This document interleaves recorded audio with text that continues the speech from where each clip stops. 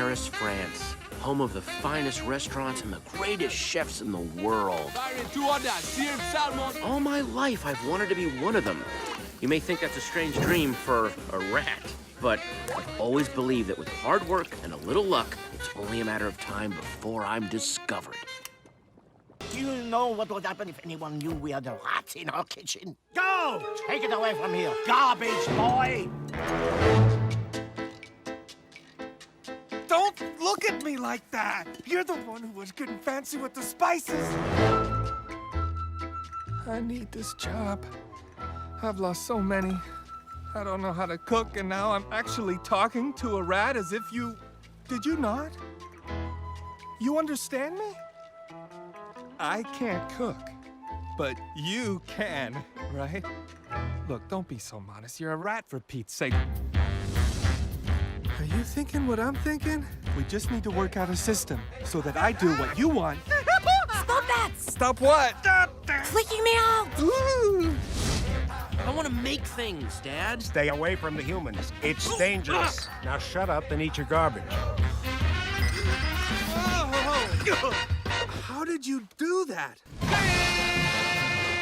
Ratatouille? You're in Paris now, baby. My town. Hey. Bonjour, everybody, and welcome to You Have to Watch This podcast. I'm Alan. I'm Ryan. And I'm Devon. And before we get into Ratatouille, the movie, not the musical, we have some important news to talk about at the top of the show. This weekend, you can join me, Devon, and Ryan over on Victims and Villains Twitch channel as part of their 24-hour live stream. They will be going live from noon on Saturday to noon on Sunday, and we are going to be part of that.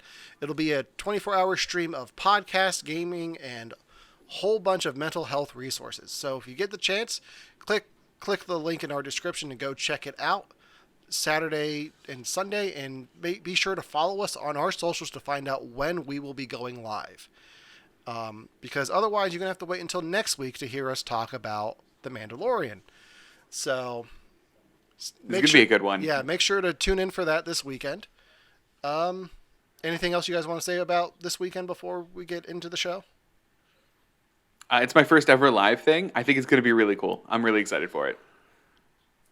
I'm in the same boat as Devon. I've never done anything live like this before. Well, Yeah. I mean, no, we have. But We've done Facebook It was on Lives. Facebook, and it was very small time. That's right. Well, I was just texting you guys that time. I'll actually, you'll see my face and I'll be reacting. Yeah, we've worked out all the technical glitches, so we'll be live and part of the stream. So it'll be a lot of fun, and I know Josh has a lot of fun things planned over there. So make sure to check that out.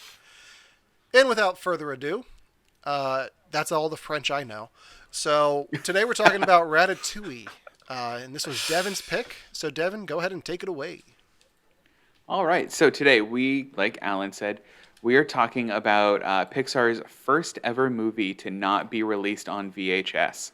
That's right, Pixar's Ratatouille. A little bit about this movie. This movie was a 2007 movie. It was directed by Brad Bird and Jan Pinkava.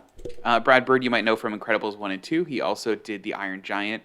Jan Pinkava directed the Pixar short Jerry's Game, which is one of my favorites. And she also did the animation for A Bug's Life in Monsters, Inc. It is Pixar's 8th feature-length movie. So this is a movie, came out, like I said, 2007. I have seen just about every Pixar movie in theaters, and I obviously saw this one in theaters. And I had loved it ever since, and it's awkwardly had kind of a resurgence lately in popular culture. And we'll talk a little bit about that later, because I think it's important to bring up when we're talking about this movie. But first, let's just talk about the movie itself. So, Ryan and Alan, have you guys seen it before? If you saw it before, what'd you think? I had not seen it before. This is why we're doing it for the show, because I have never seen this movie from beginning to end. Yeah. I saw it when it came out, and it was probably one of the first Pixar movies I bought on DVD. So I did not know that VHS little nidbit, Devon. My favorite fact about this movie, by the way. Okay. I'm trying to think. So the last one that they released on VHS would have been Cars, and I don't think I've ever seen a Cars VHS. I wonder if they did a very limited run of it, because I think Cars VHS would be fun. Because Cars is like I know like Warner Brothers stopped doing VHS tapes in 2004 with Harry Potter and the Prisoner of Azkaban. Like that was Really? That was their last one? That was, I thought that was the last major wide release of a VHS tape, but I could be wrong. If I mean, this Disney's really late to the game. well, Disney also has that market of little kids, and with TV That's VCR true. combos being what they were in the early 2000s, it doesn't surprise me that they would still have VHS tapes into 2007. That's true. Did you guys ever have the TV VHR combo? I did. I had. You did? I had a TV VCR DVD combo. Oh, see, that's cool though. Yeah, I think it's still sitting. So in my everything parents- I think it's still sitting in my Good. parents' house in my old room. So like everything was together. So like on the bottom of the screen, you had the built-in It was- VHS and DVD player. Yeah, and I Yeah, remember yeah, one okay. of my Star Wars DVDs broke in it, so the DVD player didn't work right. Oh, that's awful. Was it just like forever? Like, I'm assuming it was episode 2. It was like episode 2, like forever, like lodged in part of it. No, it was one of the. I think it was A New Hope. It like Oh. a piece of it snapped off of the center ring and was just lodged in there, so the tray never came out right. Oh wow, Yeah. weird. Yeah. Yeah. So Ryan, what did you think of the movie when you first saw it? Back to just to abruptly switch back to the movie. Well, I definitely liked it. At that point, Pixar was still kind of like the new thing, and it was like, okay, so what are they doing? Because you had Toy Story, then you had Cars, and you had some of their other, or it was Bugs Life. Bugs Life was their second movie, their second major. Yeah, motion Bugs Life picture. was their second movie. So it was interesting to see where they were going, plus like how good the animation was getting. And this movie still surprises me even now because I caught something this last time watching it for the show that I hadn't noticed before. So, and I'll bring that up later. Good. So Alan, what did you think? First watch. You've seen other Pixar movies. You've seen their newest stuff. What do you think of this one? This is gonna sound weird, and this is all Ryan's fault. This Good. movie was just ripped off by Turbo. I That's really really enjoyed, funny. I really enjoyed this. I like Patton Oswalt a lot. I've known enough about this movie to know what it was beforehand. Like I know it's about the rat cooking, and I know what Ratatouille is, like the dish, and it most of all it just made me hungry. And I think it's weird that Yes. we're doing this episode this week because this time last year we were doing Chef, which That's is really just funny. bizarre. So I think this is just like Devon. Our birthday week is just the week where we talk about food. It's just So, it has to be. yeah. We just get hungry this week. So that's a good. You brought up a good thing or a good point that I didn't think about, where you said this was just ripped off by Turbo. I'm assuming you mean that main character aspires to be something that he's clearly not, then becomes the thing. Is that? Yeah, and main character is an animal that shouldn't be able to And- do that thing. That's a good point. Okay, so when you said that, I looked some stuff up, and there's a review that I found, and it's mixed. There's people that are like, Turbo was the diet version of Ratatouille, or I love this one, pleasant snail tail Turbo laps Ratatouille's well-worn track. That's awesome. But at the same time, like Turbo came out in 2013, Ratatouille came out 2007, Devin? 7, yeah. So, this is basically kind of like finding the same recycled children's storybook with this one's about a basketball who wants to be a baseball. This is about a tree who wants to be a, like seaweed or something. Like it's pretty much the same story at its core. Yeah. So it all depends. Right. Do you like cooking or do you like racing? And then you just go to the movie that best appeals to you. To answer So- your question, cooking. I like cooking. Oh yeah. I'm the same way. But also, Ryan, can you please write children's books? You have 2 gems of ideas there. The tree who wants to be a seaweed. Seaweed. That's what I want. I want to teach It was the that to first thing that kids. came to mind. I said No, it was brilliant. I said tree, and I'm like, oh God, what does a tree want to be? And the only thing I could think of was like under the water. Seaweed. And because Look, I'm thinking of those giant like seaweed it would stack make things sense. Oh, yeah. that are like in bays. So you have you have a tree sitting on a cliff looking out over the ocean, just sees seaweed going across the water, traveling, being able to like enjoy the waves, just the motion of that instead of just the wind and being pounded by rain. Like I guess to just go with the flow, and the tree is just like stuck there, and the tree longs for that. I think we've struck gold, guys. I think we need to make this book. But the tree doesn't realize the joy of sunlight, and it takes that for granted. And the sun is its friend. And then a hurricane comes and blows away the tree into the ocean, and then it gets its wish and just floats along. There we go. It's kind of dark for an ending. It turns into driftwood. It's a dark ending, but it's also the beginning of Hamilton. So yeah, there we go. All right, so speaking of comparing this to other movies, I did a little bit of research about this. This Ratatouille actually has a Metascore of 96 on Metacritic. It's the best reviewed animated film in general, and it's Metacritic's 22nd best review of all time. And like Metacritic is Metacritic, it is what it is. A more kind of substantial accolade in its favor, it's the 7th animated film to win the Academy Award for Best Animated Feature. After Shrek, Spirited Away, Finding Nemo, Incredibles, Wallace and Gromit, Curse of the Were-Rabbit, and Happy Feet. So like this movie's not a slouch. Like people like this movie a lot. I'm so glad that Happy Feet won over Cars. Yeah, I mean Happy Feet should have won over Cars. So this is the second. Really? This is the second Pixar movie that you picked out, right? Second movie that won out of this list, right? Second movie out of that list? Yeah, because you said Finding Nemo. Finding Nemo, Incredibles happened too.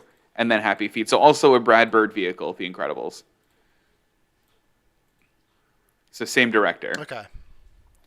Yeah. So, I mean, so you guys have both seen Incredibles, right? Mm-hmm. Yeah. Okay. I wanted to bring up a question about this then because I had heard this criticism of things that Brad Bird does. And I want to know how valid you both feel. And this specific criticism happens a lot in Incredibles. And I want to know if you guys saw it in Ratatouille, where people say that Brad Bird is kind of exceptionalist, where there is a very specific group of capable people who can do the capable things, and they're the ones that should be doing it. Not everybody should be doing the incredible thing or the great thing. Only the select few who are born to do so.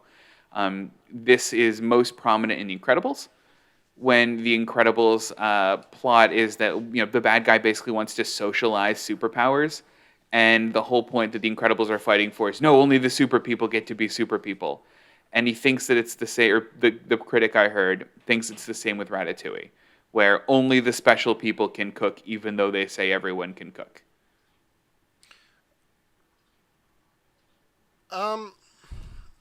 I think my main problem with that, looking at Ratatouille, is the whole point of the movie is everyone can cook, but only a few can be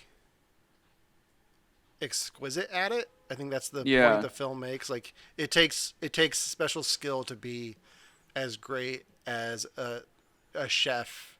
Like what's the guy's restaurant? Gusteau. Like it takes a special talent to be like anyone can do it, but it takes special talent. Like it takes dedication to get to the point where you're magnificent at it. You're that good. Yeah. So I don't know if that's really exclusionary, like The Incredibles. Mm-hmm. I mean, The Incredibles thing, like. Go ahead, Ryan. I don't like the plot of Incredibles, to be fair. I don't like that whole, like, only super people can be super people, and if you're not born super, then screw you. Like, I actually really don't like that. I don't think that's... No. I don't like that review of Ratatouille or The Incredibles, and I don't like that review that you said. I don't feel like that's what The Incredibles was saying. I don't feel like that's what Ratatouille is saying. I'm staying on Ratatouille with this. I'm not even touching Incredibles. No, go for it. Spoilers. Should we get into that? I mean, I think we should. It's because that's the cornerstone of what I'm going to say. It's then let's do it. So yeah. Okay. So the critic says, being a critic, we're in a position, yada yada yada yada. a motto that I used to scoff at is true. Anybody can cook. So anybody can cook, but just like anything else, when it comes to cooking, I love chocolate. I love peanut butter. In my mind, would I ever thought to put peanut butter and chocolate together on the same thing? No, because that sounds disgusting to me. And when I eat a Reese's peanut butter cup or a Butterfinger bar or whatever it is that has peanut butter and chocolate on it, I think it's the most disgusting thing on the planet. And I know that people are going to hate me for saying that, but it's true. I don't understand how people like Alan, I'm going to assume Alan can do this because I can't, because he does more cooking than I do, that being able to like taste a cheese and go, oh, this will be good with these mushrooms I just got, to me is like, why would you even think cheese and mushrooms would go together? So I mean, there are people that have the ability to do this type of stuff, and it's not a bad thing if somebody else doesn't, but everybody can cook. You know what I mean? It's just like everybody can drive, but there's only a certain people out there that have the reflexes to actually race. So to me, like, it's just reality. There's no criticism there saying that, oh, only these special people can do it. It's like, no, even in the story, they show that the critic's mom made the peasant dish of Ratatouille. Yeah. And it was like a soup thing that she made. Mm-hmm. But at the restaurant, it's this, bless you, it's this, it's this amazing looking dish that looks great. And, if it wasn't for this movie, my wife and I wouldn't have cooked it the one night. And I love Ratatouille. I just don't like eggplant at all. Sorry, Alan. Sorry, Alan. You're not going to offend me by not liking eggplant. You're going to offend me by coming on our podcast and say, like, just talking bad about Reese's peanut butter cups. Yeah, that's pretty harsh. I do not like peanut butter and chocolate mixed together. Especially the candy peanut butter where they just dump a ton of sugar in it. It's way too sweet. That's fair. Like, I'll give you that.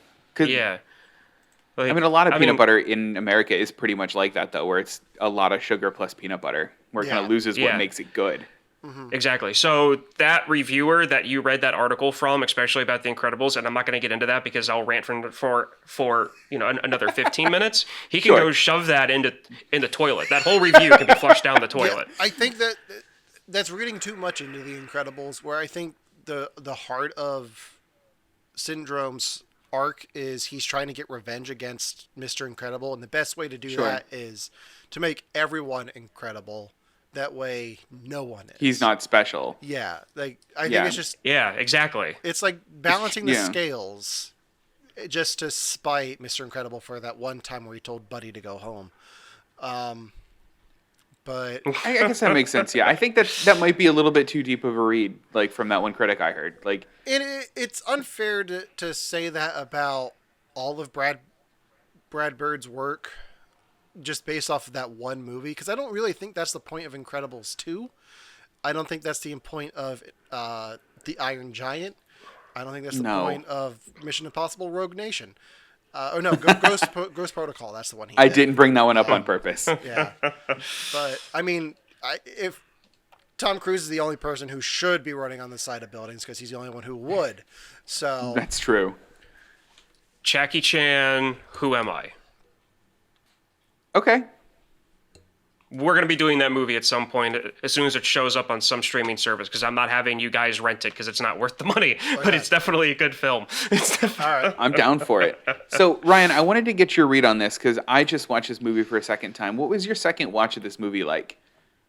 Okay, second watch, as in like the second time I ever saw it, or the second time I just saw it just now? My assumption was you just watched this for the second time. How was your possibly 20th watch of this movie? That's more accurate. Okay. So I love this story simply because it's the same story as Turbo. It's somebody who has been told their entire life that, like, this is your life, this is your path, you can't stray from this. And it's like, you know what? No. Giant middle finger. I'm going to do my own thing, regardless if I have 4 legs or 2. And or no legs, and you leave a slime trail behind you. But anyway, I love the message of it, and especially being somebody who was kind of given the impression his entire life that I had like a very narrow look at my future because of all the issues that I was struggling with as a kid, and then realizing, you know what? I don't need those fences or walls. I'm going to see what I can do, and then just busting through them. Like, I really love the core of this story. Mm-hmm. My family lineage.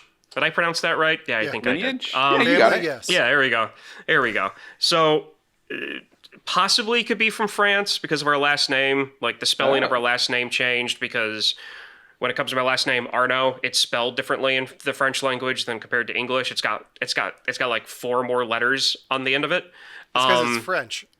Yeah, Right. yeah, exactly. So that aspect, kind of gears me to it, and the cooking thing. Like, I'm not a cook. I, if somebody could burn water, it would be me. So when it comes to just like the fascination of the cooking aspect of it, and like even the little things, like I love the dude's apartment. I don't know why he moved. Oh man, I love you that like his little first closet apartment? apartment. Yes, I love Really? that apartment because of the view. Like, that's all I would need.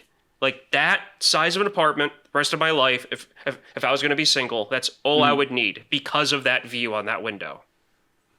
I don't know, man. That second apartment with like the white walls and that like spiral staircase going up, like that's... Nah, I've lived in a man. house that had windows like that, and believe me, they suck. Oh, do they? They are horrible for installation. You want draft, especially in how old those buildings are over in Paris. Your heating bill and cooling bill is going to be ridiculous. That's a good point. But he does own a restaurant now. Whatever. He can own the restaurant, put stuff in the bank, buy a very nice Bugatti motorcycle just like his girlfriend, and they can ride the French countryside together. That's a great picture you're painting, though.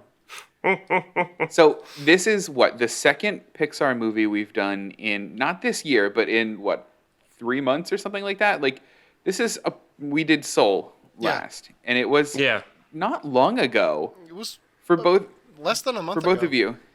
Was it really that soon? Mm-hmm. It came out Christmas Day. It was. Wow.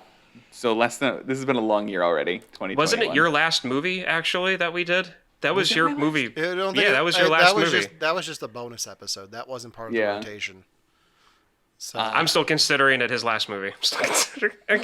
I'll take it. So we've watched 2 Pixar movies pretty close together. How do they compare? What do you guys think? Oh. I'll start. I like the message of this movie more and think that it's more relatable than Soul is.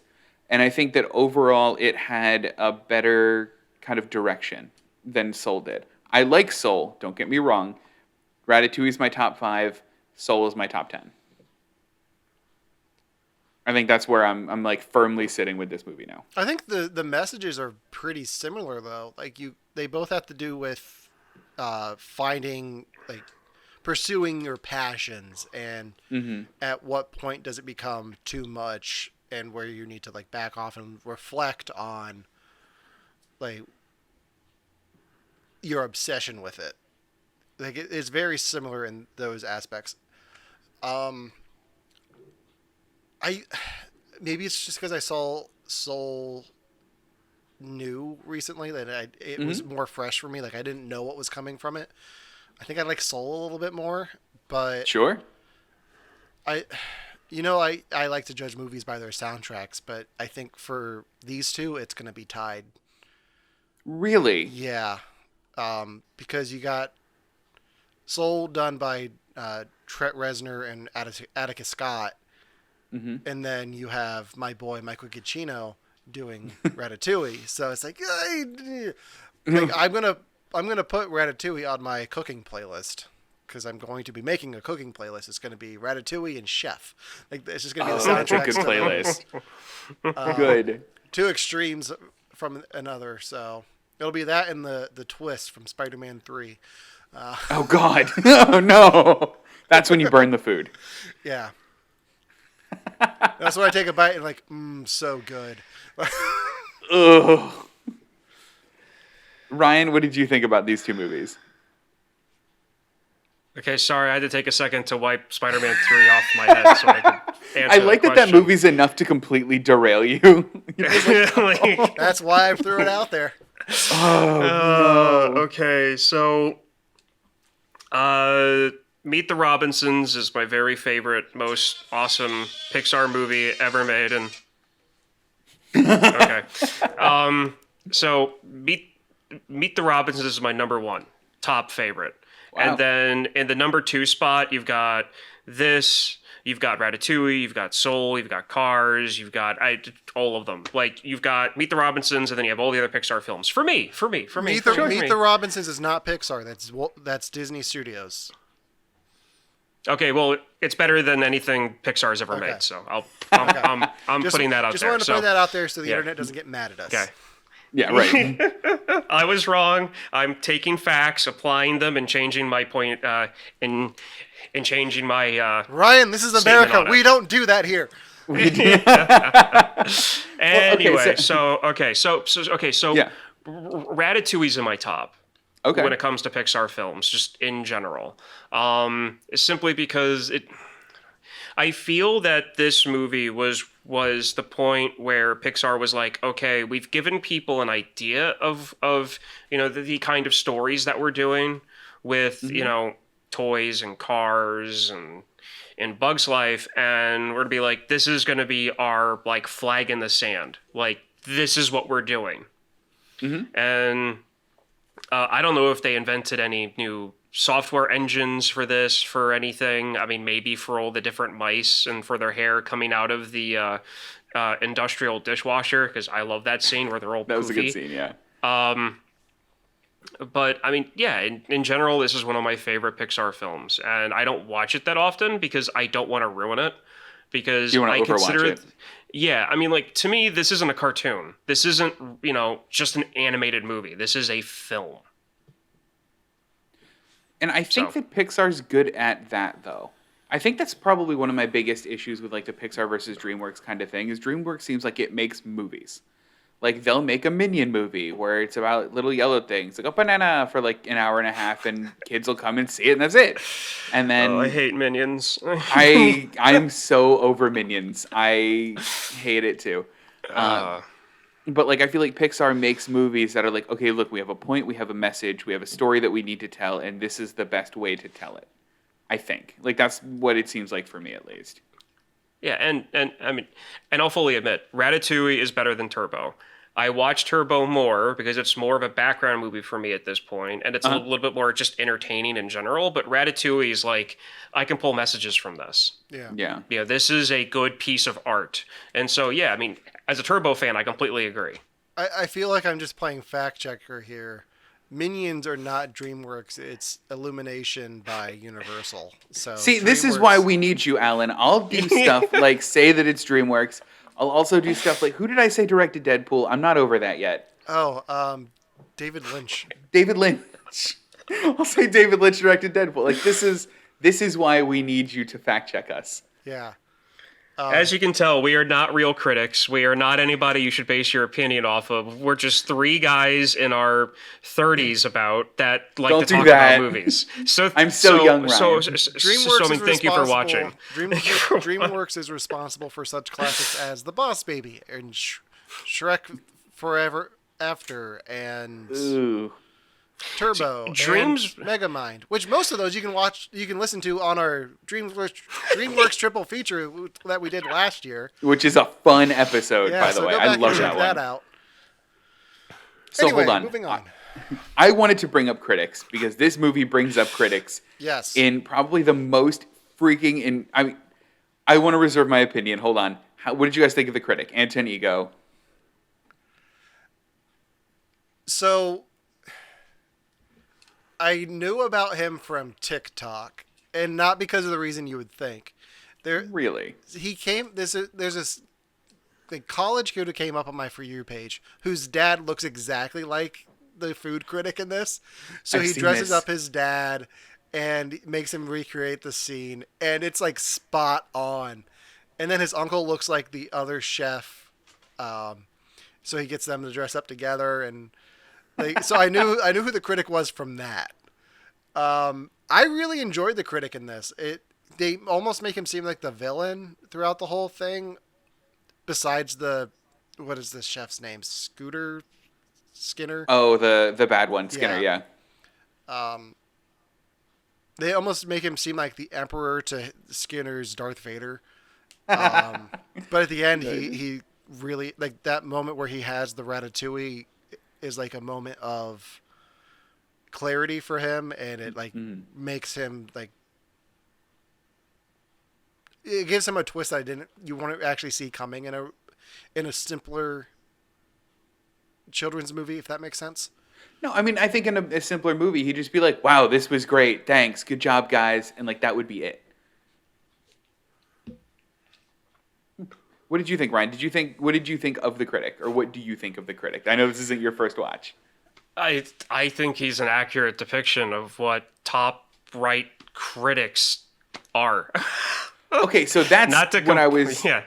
That was my opposite takeaway from him, because this is probably only my second watch of this movie. I watched it in theaters. I watched it for the podcast. Really, I know. I'm mad at me too. But like, what if we're kind of critics. Mm-hmm. What if we walked into Jon Favreau's office and we're like, you better not mess up this latest season of Mandalorian. We'll be waiting. Like, whoa, that's Devon. Insane of him to do that. Don't place me in your fantasy. Dude, you're already there. No, it's the three of us saying that exactly the same time. No, it's you two, and I'm in the background rolling my eyes, apologizing to him for you two. But like, what right does that critic have to like burst into the restaurant and be like, I think you're terrible. Just you wait. Like, that's insane. I think in the world of Ratatouille, food critics, and I think this is a little bit true about the restaurant world in general, because you even have the same thing in Chef. A bad review from a certain food critic can make or break your restaurant. And this food critic has been around the block for so long that his one bad review gets a star taken away from you.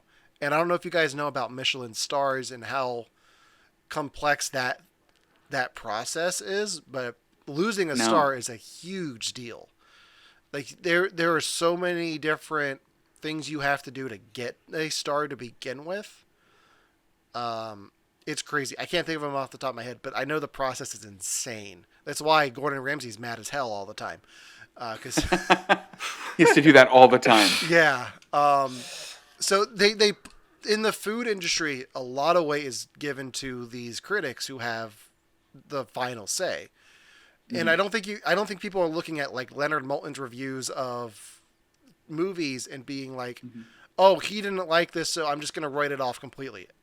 I think in the film world, there's more, especially nowadays with like sites like Metacritic and Rotten Tomatoes and Letterboxd, you have the critic's point of view and the audience point of view. So you have two different scores for each. And you'll see something like, let's say Wonder Woman 84. Critics might give it a bad score, but the audience likes it. Like, so it might not be certified fresh on Rotten Tomatoes, but it might still have a good score from the audience. So I think in the film and TV world, there's enough balance for people to make their own decisions. Whereas in the food industry, you're taking somebody's point of view off of one dish, and it's kind of ridiculous. I mean, it seems like it, right? Yeah. And it is. And it's set up that way, exactly like Alan was saying. Because, to me, there's a difference between, car critics, movie critics, sports critics. There's one thing, because you could have somebody who's just good at writing, and they're good with words, and they get a job talking about something that a lot of people like to read about. Sports, movies, cars, that type of stuff. And then you've got industries that one person can make or break something. Food, theater, and there's something else that's crazy with art in general. So there's Mel Brooks' History of the World. there's a scene where they're doing Neanderthals, and they say, the birth of man gave rise to the birth of the artist, and it's showing some caveman doing a piece of art on the wall. And then he said, and then soon after, you have the afterbirth, the art critic, and then some guy walks into the cave and goes like at it, and then of course the Neanderthal artist is standing there like shaking, and there's like his buddies are around him, and then the critic gets up on a stone and urinates on the painting on the wall, and then everybody takes it as like a bad review. So I mean, there are certain industries where it is known that critics can make and break people, and you give somebody that much power and they turn into Thanos, and they turn into a complete a-hole. And that's art, theater, food. So to me, that critic in Ratatouille is a perfect description of what these people look like. So he's more realistic than I thought. Yeah. Oh, yeah. So I don't want to belabor my critic point, but I have one more thing to bring up that I actually learned while researching this movie. Michelin stars, that's the tire company. Yeah. It's just a tire company telling us where to eat. It's based off of their travel guides. Yeah. Is it? See, I don't know that. I just thought it was like a tire company's telling people where to eat, and somehow we all kind of like bought into it. No, when you get a Michelin star, the Michelin man comes and gives your restaurant an actual star. Wait, no, he doesn't. Yeah, he did. He does. No, he did. At first the Stay Puft Marshmallow guy comes and gives him a... No, and not he like doesn't. a guy in a suit. The actual Michelin man. Like they keep him. Yeah. I don't know what to believe anymore.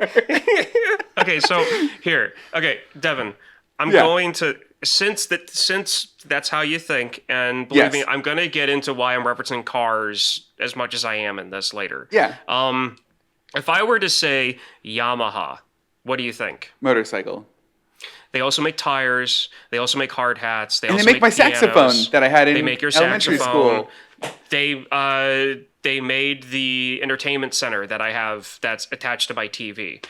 They make mining equipment. They make pencils and pens and office staples. I'm done. I'm saying that just because a tire company does restaurant ratings doesn't mean that it's bad. It means that there's a specific reason for it, and companies can do more than just one thing. Oh, and I mean, you're right. It's so, like, when you do that and you make it reductive like that, it just seems absurd. It does. It really does. It does. So have you guys ever eaten at any Michelin-rated restaurant? And if so, what was it? Oh, no. No? No, I don't think so. I don't know if any of the restaurants I ate at in Italy were Michelin stars, but I don't think they were. So, have you, Ryan? I don't know. I did when I was in college. I signed up for a restaurant. Oh, what's it called? When you learn what fork is used for what meal. Like an etiquette class. Yeah. An etiquette class, and we went to an actual Michelin-starred restaurant, but it was in the Lehigh Valley somewhere where I'm originally from in Pennsylvania, and I don't remember what level star it was. It couldn't have been too high because we all got in for $75 each for the course, and we got the base course meal and how to, which one's the salad fork and the whole Titanic thing, That's cool. Just, it's just start out on the far and work your way in. That's basically what it boils down to. Well, the next time we eat together, I'm going to be watching for that etiquette. So please note. Oh, no, I don't have it at all. Are you kidding me? We recorded one of these whole podcasts with me here like this with my elbow on the table. Do you really think I followed any of those etiquettes? I didn't know if it could kick in if you needed it. Maybe. Yeah. No, definitely not. I've eaten at it was a 3-star Michelin restaurant in Rome. One of my, the concierge at the hotel I was staying at was there's some pretty good Italian food right around the block. If you just want to go there, it's called this. And didn't tell us anything about it. And me and my old coworker had shown up, and it was just a 3 Michelin star restaurant, and it had those deer legs that they shave parts off at the bottom of. Do you know what I'm talking about? Ooh, lamb legs. They might have been ham legs. It was probably ham legs and not a deer leg, but lamb. Oh, Lamb. It was an animal. I don't know. It was an animal leg, and they were shaving parts off it. And Devin, I'm like, your vegetarian is showing. it is though. Vegetarian is really showing. I was like, oh, look at that real animal piece that they're just carving pieces off of. I guess this makes it fancy. It was delicious food, dude, but that part, like, so good. is it? There was a gyro place or Euros place, however you want to pronounce it, in Bethlehem, and they have one of those legs on a spindle behind the counter. And whenever you want like a real one, they go over and literally shave the meat off the spinning leg. It is so good. Wow. I'm hungry. So This movie did that. while we're on the topic of food, Mhm. Ryan, you said you made ratatouille. Devin, have you ever had ratatouille? I have. Okay. Yeah, I haven't had it like they made it though, and the way that they made it in the movie is actually a very specific sub version of Ratatouille. Yeah.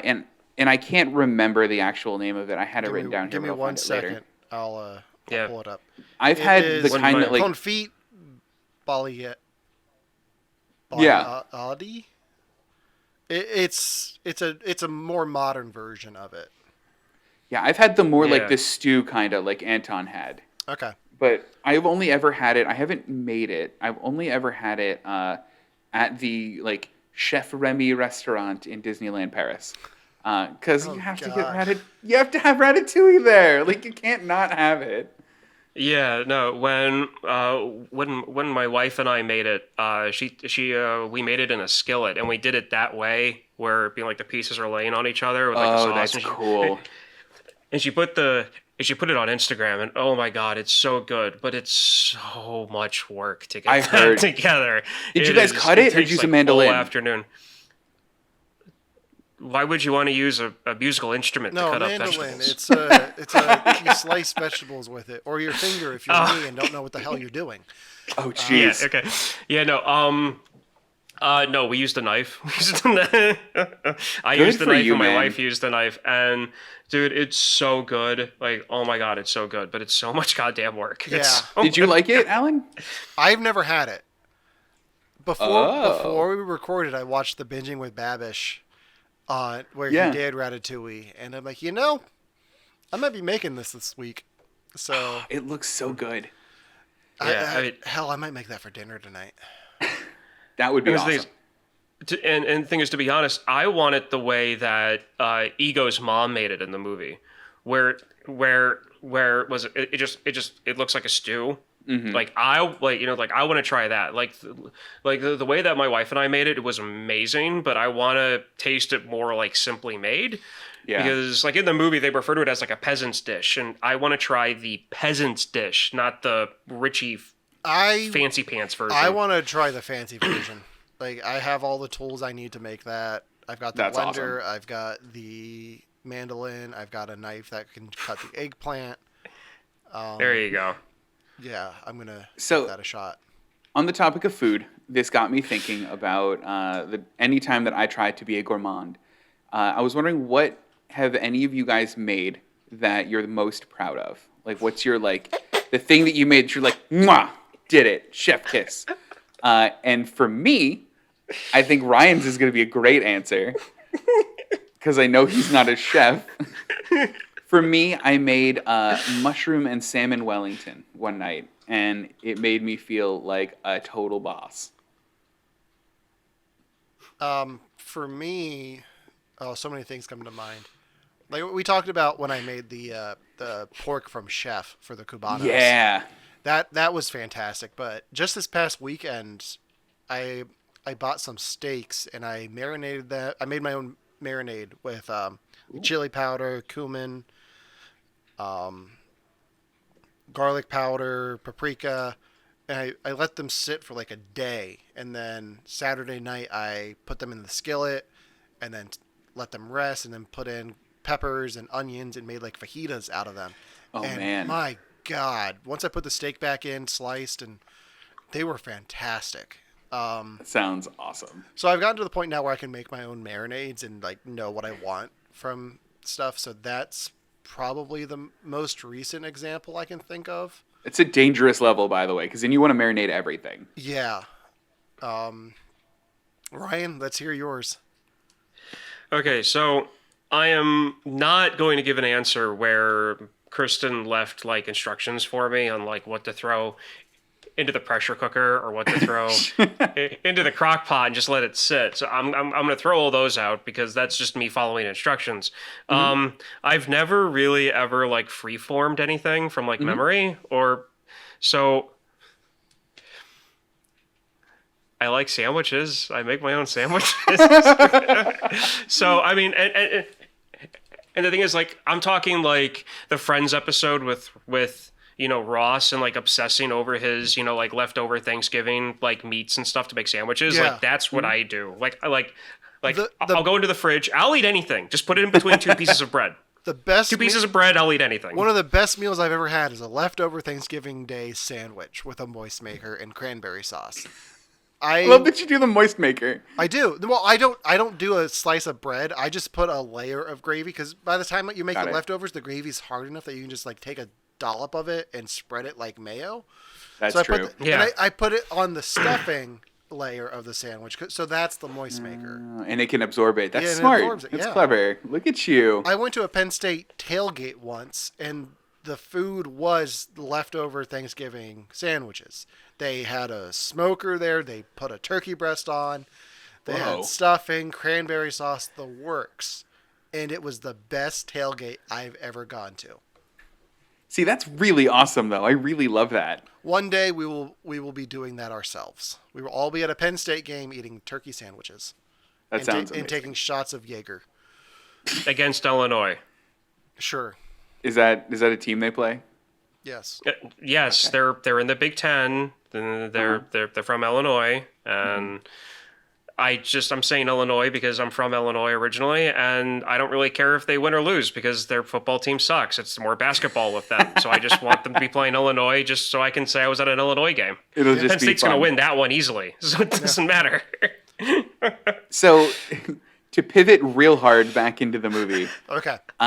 This is a question I wanted to ask you guys, and I actually forgot to bring it up in the beginning because we always kind of go through the cast list. I didn't go through the cast list. What did you guys think of the cast for this movie? And that's an important question for me because Patton Oswalt is one of my favorite human beings in the whole world. Like, I love and have seen everything he's done. I've memorized most of his stand-up comedy specials by accident because I've seen them so much. He's what drew me to the movie. I love Patton Oswalt. Yeah. I was really impressed with this cast. I did not realize that Colette was Janine Garofalo. Me neither until just now. I recognized the dad's voice as Brian Dennehy, the late Brian Dennehy, who just passed away last year. So once I realized he was the dad, it gave me like Tommy Boy vibes because. Right, because that's him. Yeah. I didn't know Horse was Will. Oh, go ahead. Brad Garrett doing all of the accents for Gusteau was fun. I didn't know Will Arnett was in the movie until I looked up that was Will Arnett. Like, he did such a good job of not doing his typical thing. He was which one was he? Was he the one who killed somebody with his thumb? Yeah. Okay. He was like the murdery chef. Ryan's looking at the IMDb trying to figure out who we're talking about. Actually, no. Well, I mean, yes and no. I mean, I'm on Google, and Devin was like, it's like, let's talk about the cast, and I'm over here going, Oh. I'm looking at them right now, and I don't really have, like... I mean, they all did good. I never even thought about looking up the cast on this ever before. So I'm just going, oh, okay, that's that person. I'm like, oh, this person. What else? Like, I'm literally clicking on movies and TV shows for all these people to see. Oh, Mystery Men. The ones in Mystery Men. Which one? Garofalo. Janine Garofalo. She's in a lot. Yeah. She's pretty famous. So here's the thing that I have with like famous people in animated movies is that sometimes it gets a little distracting for me. Like, because I know that Remy is Patton Oswalt, I don't always hear Remy. I sometimes hear Patton. Janine Garofalo did an excellent job of not making me realize that was her, and so did Will Arnett. Like, they kind of melded into the background. But sometimes I can't help but hear the person and not the character. Do you guys have that at all? Or is it like you're fine with it? It depends on the movie. Like, Yeah. I think Pixar's a little bit better with their casting, because you look at something like Finding Nemo, like Albert Brooks. At that point, you didn't really know from much, and Right. then Ellen DeGeneres was kind of like that was before Ellen was a thing with her with her talk show at least. So that kind of gave her a resurgence. In 2007, Patton Oswalt wasn't known as Patton Oswalt. Like, he was on King of Queens still. So he was very much on the outside of the comedy world. But now he's like a household name from doing the Goldbergs and all of this other stuff. AP Bio, I guess, is a thing Oh, that yeah, he does. that's right. So I think Pixar does a good job of making sure they don't overwhelm the cast with too many stars. Because I feel like something like Megamind, you get distracted by the fact that, oh yeah, that's Will Ferrell and that's Tina Fey and that's Brad Pitt. But like Soul, you don't really think too much about that being Jamie Foxx. Or I can see that. 22 being Tina Fey. Like, Yeah, that one I think hit it well for me. I didn't think too much about her. But did you have that, Ryan? Like, because I know No. you watch Turbo a lot, and like Snoop I'm not Dogg's like in that with you guys. I'm not No? like that with you guys. Like here. So I'm watching Ratatouille and I'm hearing the characters. And okay, actually perfect because Star Trek show is got that guy from The Boys, the son of those two actors. I can't remember his name or their name at the moment. Meg so Ryan and Dennis Quaid. there we go. Oh, The Quaid kid. the Quaid kid. So he plays like one of the main characters in Lower Decks, and I know that, and I love that. And when that character talks, I can visually see him giving the lines, but it doesn't take me out of the show because I'm still hearing the character. So the only time that's ever a big so like thing you with can me was suspend your like if disbelief like somebody in those is situations where I like for some reason just can't. like with Snoop Dogg and Turbo. Yeah. Yeah, and like to me, I see the animation. This is who the character is supposed to be, and I love animation as a storytelling device. So to me, you can draw a squid and have I don't know, Al Pacino being the voice of the squid as Al Pacino, and I'll just see a squid that sounds like Al Pacino. Cool. What's the squid's name? Ray? Cool. A squid named Ray that sounds like Al Pacino. I'll take it. Devin, did Ryan That's freeze me. up for you? He did a little bit. Yes. We can still hear And you. You're fine. Yeah, we hear you fine. That's great, and that's why I'm still talking. But like every Good. now and then, you're like, it's like you guys will freeze for like 30 seconds, just like you are right now. Alan, you've got your tongue sticking out a little bit, and Devin looks a little confused. Oh, great! Now you're back. Yeah. Hold on, there we So go. I'm Yeah. really trying to like, and then of course I don't hear you guys. So luckily you've been asking me questions when I hear you. And then I've just been kind of assuming what you guys are saying. Half You've the been time. handling it beautifully. I didn't even notice at all. All right, let's get back out in front of the curtain. Devin, you're such a fan of Patton Oswalt. What was your introduction to him? My introduction to him was actually his stand-up stuff. He had I think it was 2003 stand-up special called Feeling Kinda Patton. And it ran on Comedy Central quite a few times. And I loved it. So like that was the thing that I saw him in first. And then apparently he was doing stand-up for years. And I thought he only did one until one day I was talking to a friend who likes comedy. And I'm like, whatever happened to Patton Oswalt? He was so great. And he's like, he has 8 stand-up specials. And that was like the best week of my life, was like catching myself back up on him. So like, yeah, it's that. Have you read his books? What? He has a book called Silver Screen Fiend where he talks about his, I think it's several years of going to the movie theater every day to see a different movie. No. Yeah. Is it good? I don't think I've read it. I think I almost did, but never got to it. Okay. I really need to read that now because that's amazing. And then his late wife's work helped get the Golden State Killer. Yeah, the one? yeah, Michelle McNamara. Yeah. And I forget the book, but I remember her name. Yeah, that's really cool though. What a cool couple. Yeah. Yeah. Did you guys know him from anything? Like, did you guys watch King of Queens and you're like, that guy? I watched enough King of Queens on like TBS when there was nothing else on. I was like, oh hey, I like this guy. He's like the best part of this show. Oh. Not. What was his name? Not Kevin, the other. Not Kevin James. It was Patton Oswalt. Kevin. It was Patton Oswalt and Jerry Stiller. Like the two of them, because I think they would give them their own side arcs a lot. Like the two of them together made that show for me. See, that's cool. Ryan, have you seen Patton in anything?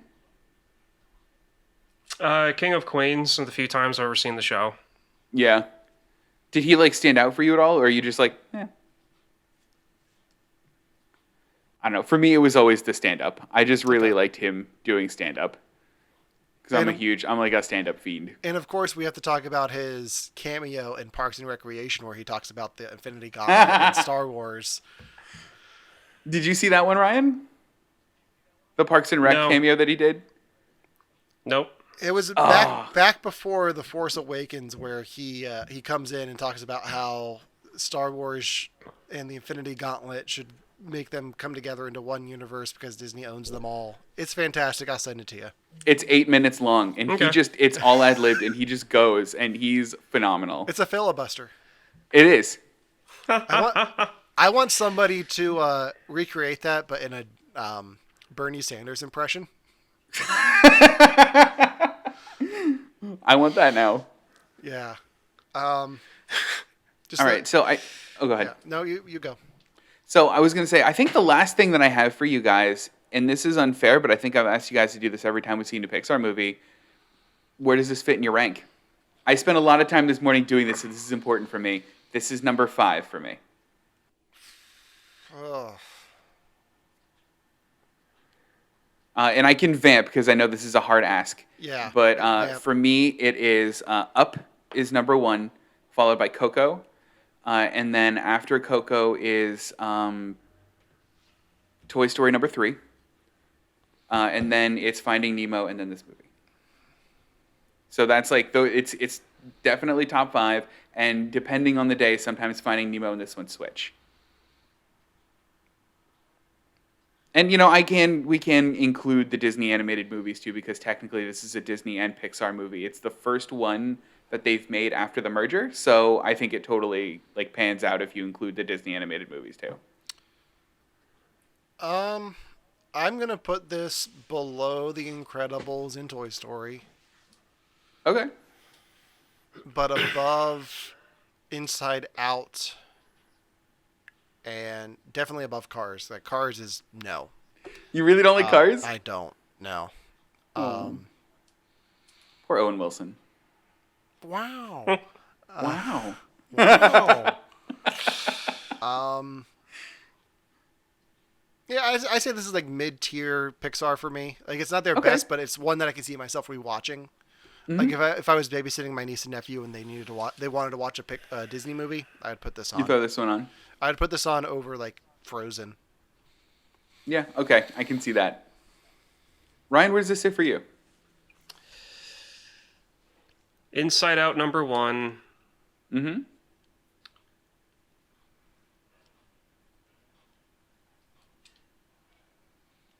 Toy Story in general, like all 4 films, just as 1 is 2.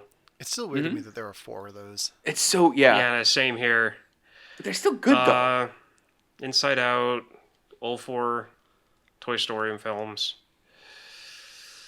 This, Cars 3, and that's all I have shuffled right now. That's because that there's totally so makes many. Sense, though. So that's my top 4. So it's Inside Out, all of the Toy Story films, this, and then Cars 3. Alan, have you seen Cars 3? No. I think it might change your mind on the Cars franchise. I might not do it for the podcast, and it's going to be for a while. I don't think it'll change his mind on Cars, but I think it'll. I think Alan's opinion of it would be, I'm still not a fan, but this is what Cars 1 should have been. Well, let's find out within the next month when Devin makes us watch another Pixar movie and asks us to re-rank them all. And then I'll later. completely forget that Yeah. I did it, and I'll be like 3 months ago, and you'll be like, Devin, it was your last movie. No, it's not even gonna be 3 months. It's gonna be 3 weeks because that's what happened with Soul. I We're forgot it was gonna be right up there with the Carlin brothers on Pixar videos. Perfect. So, real quick before we wrap Yeah. this up, Devin, do you know how Ratatouille fits into the Pixar theory? Isn't Ratatouille the start of the sentient like non-humans? Like, isn't that like this like kind of the inception of them before or after Wall-E?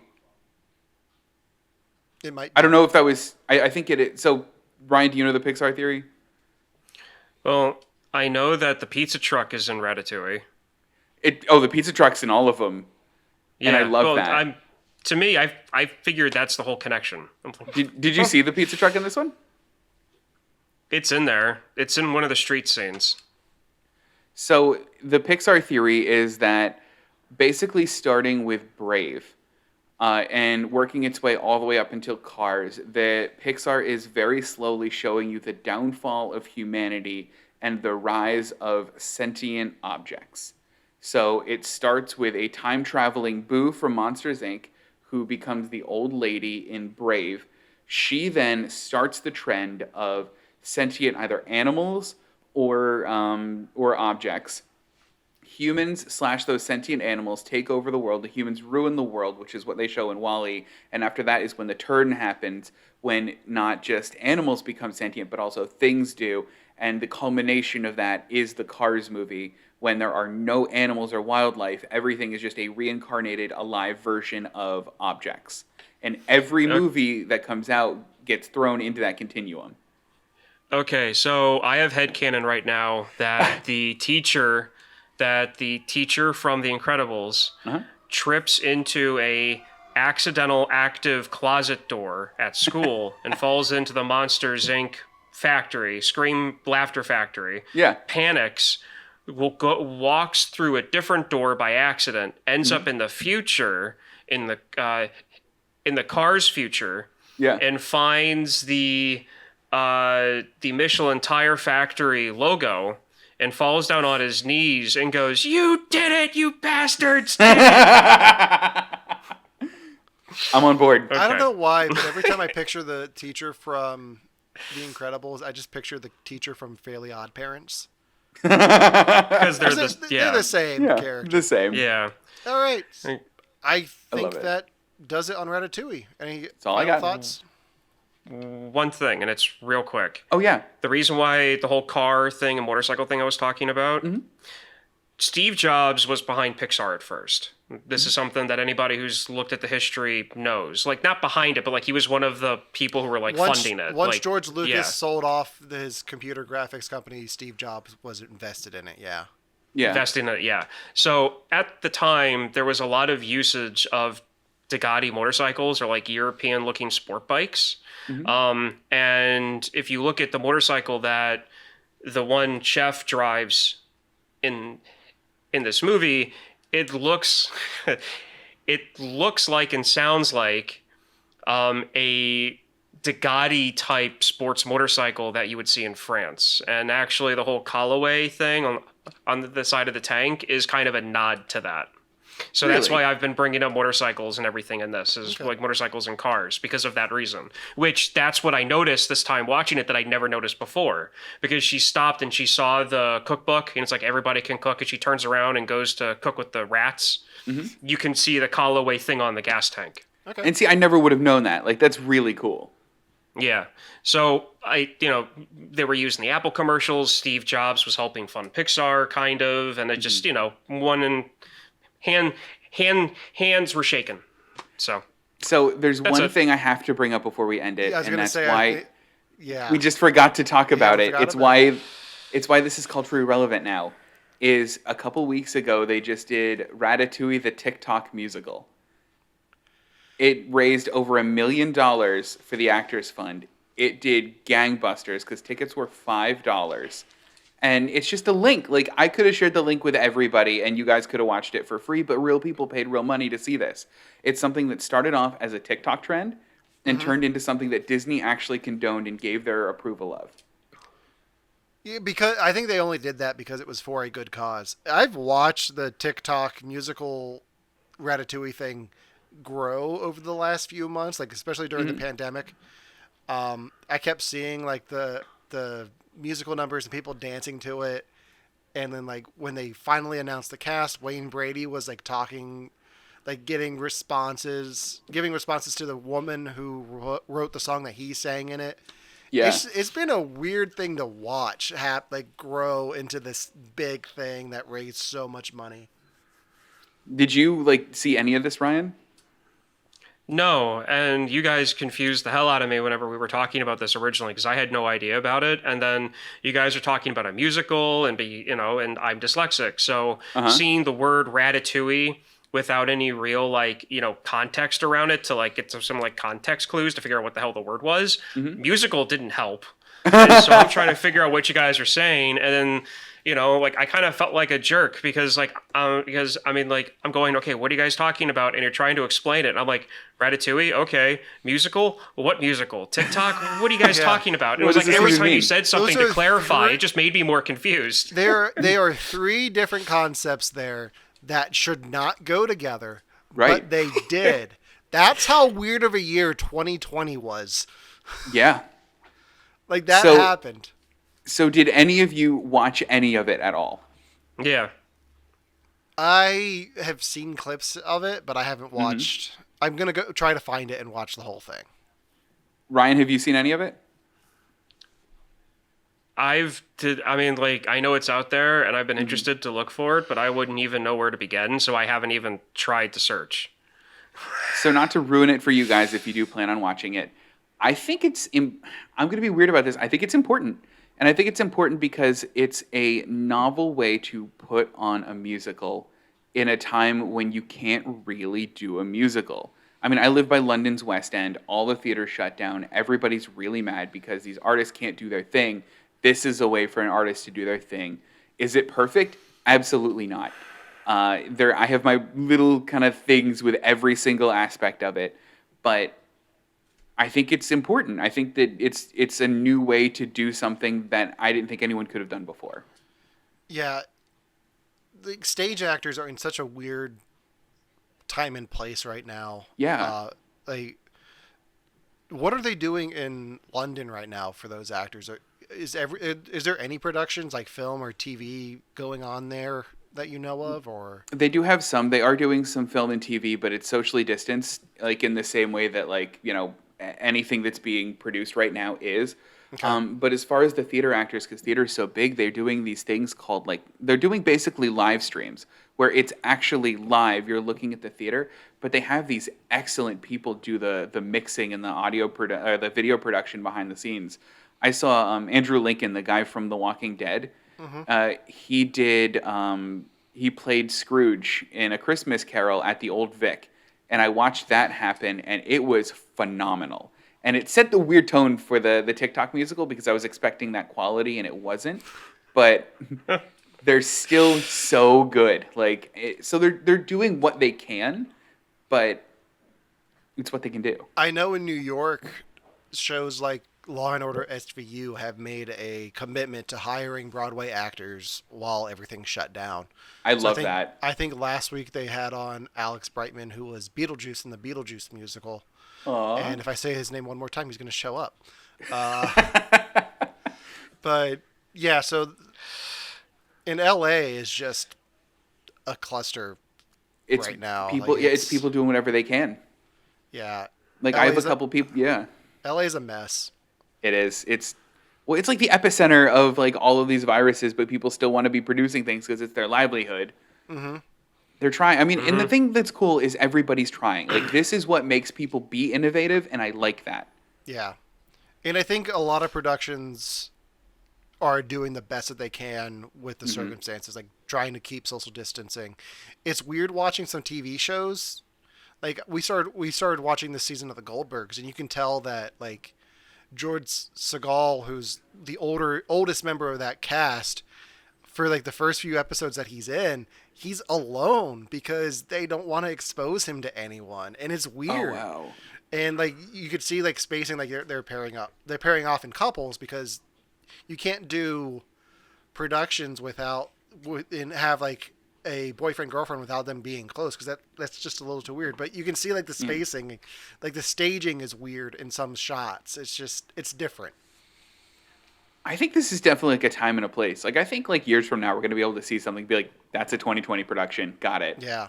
And like it'll be instantly recognizable for And us. I don't think it's gonna go away anytime soon. I think over the next 2 or 3 years you're still gonna have these, because if Tom Cruise is going crazy on the set of Mission Impossible, like it's just gonna we're gonna see the aftermath of this for a few years. So Probably. if not forever, like it might change the way things are done forever. So, but hopefully What we a get time. back. Hopefully we get back to a somewhat state of normal here soon. I'm gonna be honest. I just miss movie theaters. I miss going to the theater. Me too. Absolutely. Yeah. Yeah. All right. Well, I think that does it for today's show. Yeah. So next week is my turn. And we hinted at this earlier, but Devon and I share a birthday week. And my birthday is coming up this weekend during the live stream, which you can find on Victim and Villain's Twitch channel. But in honor of my 30th birthday, I want to do a triple feature, guys. Yes. And I love these. We're gonna take a look at films from 30 years ago. So films from the year 1991. And I believe we all have our picks chosen. We do. So my pick is the Steve Martin Short film Father of the Bride. Yes.